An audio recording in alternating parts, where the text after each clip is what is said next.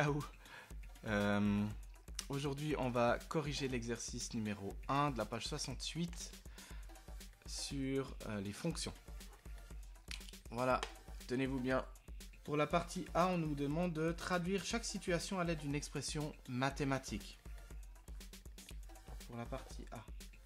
Pour la première, évidemment, la fonction 1, on va l'appeler peut-être la fonction f, et puis ensuite la g et la h si ça vous va. Pour calculer le volume d'un cube en mètres cubes, on élève à la puissance 3 la mesure de son arête en mètres. Donc si je prends que x c'est l'arête, eh bien la fonction f prendra l'arête et puis l'enverra sur x au cube. La fonction 2, c'est-à-dire la g, va prendre x et va l'envoyer sur le prix moyen d'un mètre cube d'eau potable en Suisse est de 1 franc 60. Donc si x c'est le nombre de mètres cubes, alors le prix c'est 1 franc 60 ou 1,6 fois le nombre de mètres cubes que j'ai consommé. Et finalement, la partie 3.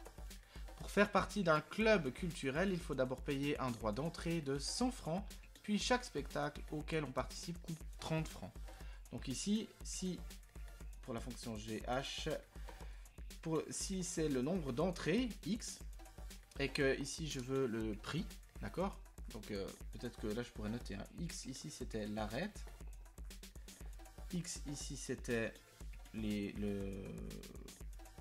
c'était le nombre de mètres cubes d'eau, hein, l'eau en mètres cubes, et puis ici x ce sera donc le nombre d'entrées.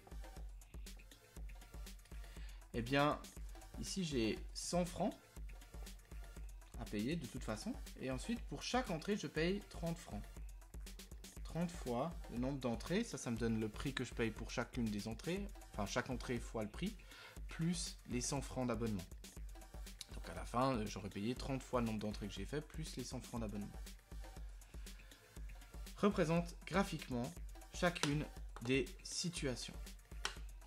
Eh bien, ici, pour la représentation graphique.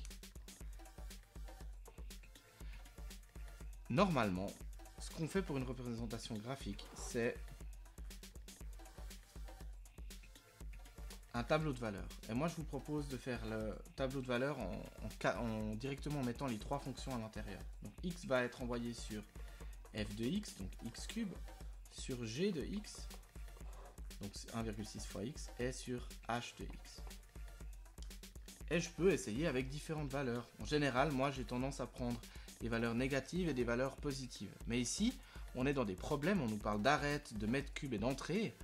Je ne peux pas aller moins 3 fois au cinéma, donc je vais utiliser que des nombres positifs. Je vais quand même utiliser le 0, même si on peut discuter sur l'arête d'un cube de 0, c'est un peu débile, ou même le nombre d'entrées, mais voilà. Je vais quand même utiliser 0, et pourquoi pas utiliser 1 mètre ou... et puis 2 et 3, voilà, comme ça j'ai un peu des nombres différents. Donc au cube, 0 au cube, ça fait 0. 1 au cube, ça fait 1. 2 au cube, ça fait 8. 3 au cube, ça fait 27. La fonction g. Alors 0 fois 1,6, ça fait 0. 1 fois 1,6, ça fait 1,6. 2 fois 1,6, ça fait 3,2. Puis 3 fois 1,6, si je ne fais pas de bêtises, ça fait 4,8. Dernier, 0 fois 30 plus 100, ça fait 100. 1 fois 30, ça fait 30, plus 100, ça fait 130. 2 fois 30, 60, plus 100, 160. 3 fois 30, 90, plus 100, 190. Voilà. Ce qui veut dire maintenant que dans mon graphique, je vais faire un graphe où j'aurai 0, 0, 1, 1, 2, 8, 3, 27 comme point. Et puis 0, 0, 1, 6, 3, 2, 4, 8 pour le suivant. Voilà, je peux le faire ici sur GeoGebra. Alors, je switch ici pour vous. Donc, je pourrais fixer des points. Alors, je vais essayer de faire ça bien. Je peux fixer les points ou alors simplement pour le corriger, vous montrer simplement à quoi elle ressemble. Donc, la fonction f de x, ce sera ici x puissance 3. Et normalement, si je zoome un peu, voilà, comme ça. Voilà à quoi devrait ressembler votre fonction. On voit ici que c'est une courbe qui ressemble un petit peu à une parabole, mais c'est pas une parabole.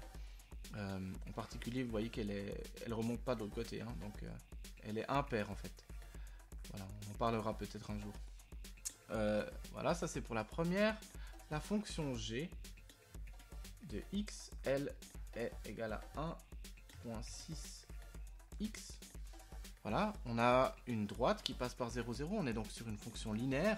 En même temps, c'était un nombre fois x, donc ça paraît assez logique. Et puis la dernière, la h de x, elle est égale à 30x plus 100. Voilà.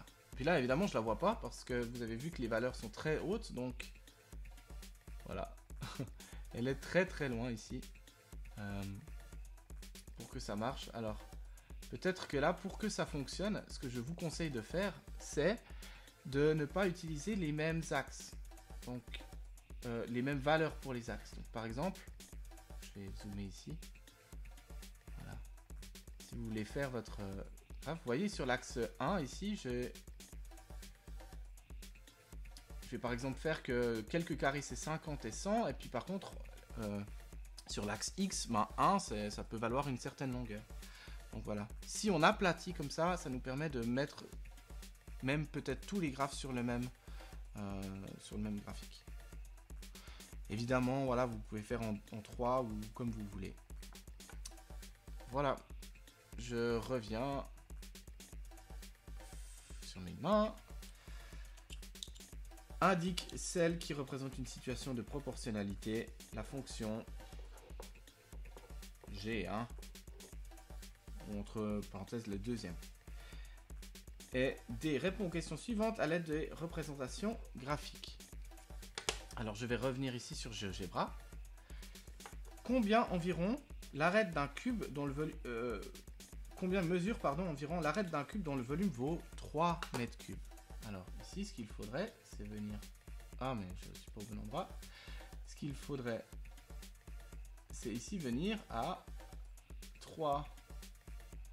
Si je regarde verticalement 3 mètres cubes, c'est là, hein, et il faut venir regarder où est-ce que 3 mètres cubes coupe. Donc ici j'ai 3 mètres cubes et je regarde, et 3 mètres cubes je vois que ça coupe à 1,44. Donc je vois que 3 mètres cubes, en fait c'est une arête de 1,44. Une manière aussi de faire ici, ce serait d'utiliser la racine cubique. Vous faites 3 à la racine cubique, vous allez trouver quelque chose proche de 1,44. Combien mesure 12 mètres cubes d'eau en moyenne? Eh bien ici, si je veux calculer le truc, je pourrais simplement le faire en faisant 1,6 fois 12. Ou alors, je peux aller voir ici sur mon graphe A12. Et voir que A12, je suis à combien? Un petit peu plus que 19? 19,2 ou quelque chose comme ça. Et puis ensuite, à combien de spectacles a-t-on assisté si on a payé 220 francs? Ça c'est pour la dernière. Alors, je dois revenir bien en arrière pour que ça marche. Et puis ici, 220 francs, c'est par là, hein. Donc si je reviens, je zoome un peu. 220, je vois que je suis à 4. Donc, si je suis allé 4 fois, j'ai payé 220 francs. En même temps, c'est logique, 4 fois 30, ça fait 120, plus 100, ça fait 220. J'espère que cette vidéo vous aura aidé. Si vous avez encore des questions sur cette résolution de problème, n'hésitez pas à m'en parler sur WhatsApp. Puis sinon, bon travail, continuez seulement. Et à la prochaine. Bye.